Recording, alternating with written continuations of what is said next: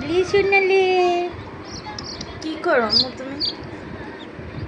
দুইটা মুরগি উমান দিছি, দুইটা মুরগির ডিম একসাথে চাউগুলো একসাথে করছি, মানে একটা চাউ টুকরাই এই যে আদা মারা করে নিয়েছি, এলে কি জিদ দিয়ে আলাদা করে নিয়েছি। ওই ওর চোখ।